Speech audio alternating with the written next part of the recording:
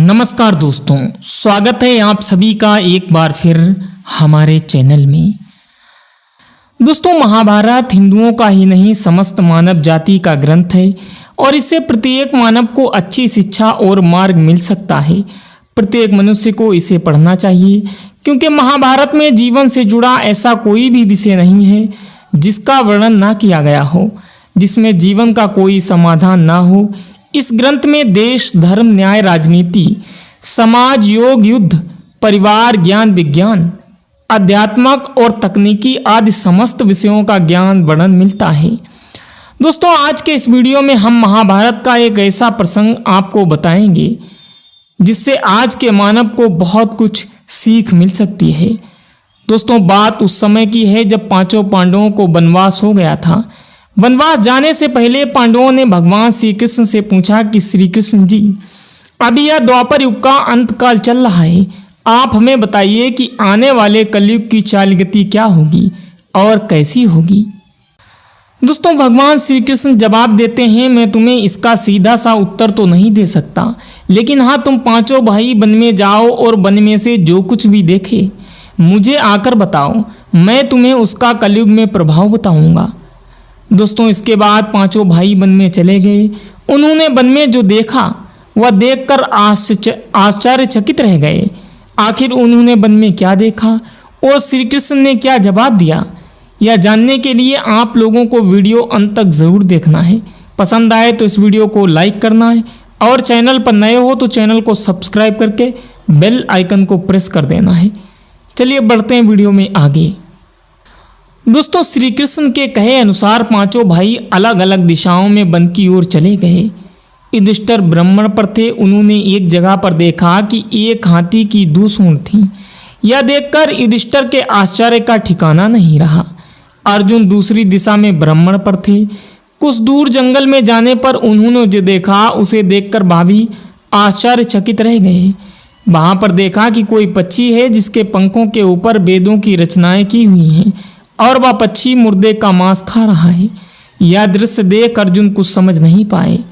दोनों भाइयों की तरह भीम भी ब्राह्मण पर थे। उन्होंने जो देखा वह भी आश्चर्यचकित रह गए। उन्होंने देखा कि गाय ने एक बछड़े को जन्म दिया, लेकिन जन्म के बाद में गाय बछड़े को इतना चाट रही है कि उसका बछड़ा लहूलुहान हो गया है। सहदेव भी ब्राह्मण पर थे। उन्होंने चौथा आश्चर्य देखा। उन्होंने देखा 6-7 कुएं हैं जिसमें पानी है और बीच का एक कुआं खाली है। बीच का कुआं काफ़ी गहरा होते हुए फिर भी उसमें पानी नहीं है। घोर आश्चर्य हुआ, ऐसा कैसे हो सकता है। दोस्तों, नकुल भी ब्राह्मण पर थे। उन्होंने एक आश्चर्यजनक घटना देखी, यानी कि एक पहाड़ के ऊपर से एक बड़ी सी चट्टान लुढ़कते हुए नीचे आ रही है। वे कितने ही वृक्षों से टकराकर उनको नीचे गिराते हुए आगे बढ़ जाती है। विशालकाय वृक्ष भी उसको रोक ना सके। इसके अलावा यह चट्टान कितनी ही अन्य चट्टानों के साथ टकराई, फिर भी वह उसे रोक नहीं सके। अंत में वह एक अत्यंत छोटे पौधे का स्पर्श होते ही स्थिर हो गई। दोस्तों, इसके बाद पांचों भाई एकत्रित हुए और शाम को भगवान श्री कृष्ण को अपने अनुभव सुनाए। सबसे पहले युधिष्ठिर ने कहा, मैंने तो पहली बार 2 सूंड वाला हाथी देखा। यह मेरे लिए बहुत ही आश्चर्यजनक था। भगवान श्री कृष्ण जी कहते हैं, धर्मराज, अब तुम काली की सुनो। कलयुग में ऐसे लोगों का राज्य होगा जो दोनों ओर से शोषण करेंगे, बोलेंगे कुछ और, करेंगे कुछ और, मन में कुछ और होगा और कर्म कुछ और। ऐसे ही लोगों का कलयुग में राज होगा। तुम कलयुग आने से पहले तक राज्य कर लो। युधिष्ठिर के बाद अर्जुन ने कहा, मैंने जो देखा वो तो कहीं ज़्यादा आश्चर्यजनक था। मैंने देखा एक पक्षी की पंखों पर वेदों की रचनाएं लिखी हुई हैं और वह पक्षी मुर्दे का मांस खा रहा है। भगवान श्री कृष्ण कहते हैं, कलयुग में ऐसे लोग रहेंगे जो बड़े ज्ञानी कहलाएंगे, विज्ञान की चर्चा करेंगे, लेकिन उनके आचरण राक्षसी होंगे। वह बड़े पंडित और विद्वान कहलाएंगे, किंतु यह देखते रहेंगे कि कौन सा मनुष्य कब मरे और हमारे नाम से संपत्ति कर जाए। हे अर्जुन, संस्था के व्यक्ति विचार करेंगे कि कौन सा मनुष्य मरे और संस्था हमारे नाम हो जाए। हर जात धर्म पर प्रमुख पदों पर बैठे विचार करेंगे कि कब किसका श्राद्ध हो और कौन कब किस पद से हटे और हम उस पर चढ़ जाएं। चाहे कितने भी बड़े लोग हों, परंतु उनकी दृष्टि धन और पद के ऊपर रहेगी। ऐसे लोगों की कलयुग में बहुतायत होगी। दोस्तों, अर्जुन के बाद भीम ने अपना अनुभव सुनाया। भीम ने कहा, गाय अपने बछड़े को इतना चाटती है कि बछड़ा लहूलुहान हो जाता है। श्री कृष्ण जी कहते हैं, कलयुग का मनुष्य शिशुपाल हो जाएगा। कलयुग में माँओं के बच्चों के लिए ममता इतनी बढ़ जाएगी कि उन्हें अपने विकास का अवसर ही नहीं मिलेगा। मोह माया में ही घर बर्बाद हो जाएगा। किसी के घर का बेटा घर छोड़कर साधु बनेगा तो हजारों व्यक्ति दर्शन करेंगे। यदि अपने बेटे ने साधु बनना चाहा तो रोएंगे कि मेरे बेटे को क्या हो गया। इतनी ज़्यादा ममता होगी कि उसे मोह माया और परिवार में ही बांध कर रखेंगे। उसका जीवन वहीं ख़त्म हो जाएगा। वास्तव में लड़के तुम्हारे नहीं हैं तो बहुओं की अमानत हैं, और लड़कियां जमाइयों की अमानत हैं, और तुम्हारा यह शरीर मृत की अमानत है। तुम्हारी आत्मा परमात्मा की अमानत है।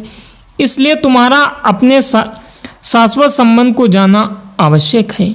भीम के बाद सहदेव ने पूछा, है श्री कृष्ण जी, मैंने जो देखा 5-7 बड़े कुओं के बीच एक गहरा कुआं बिल्कुल खाली है, जबकि ऐसा संभव कैसे हो सकता है।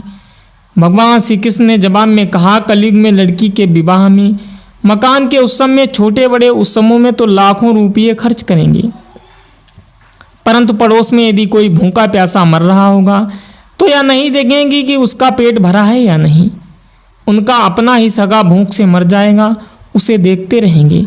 और दूसरी ओर मौज मदिरा मांस बच्चक सुंदरता और जश्न में पैसे उड़ाएंगे, किंतु किसी के 2 आंसू पोंछने में उनकी रुचि नहीं होगी।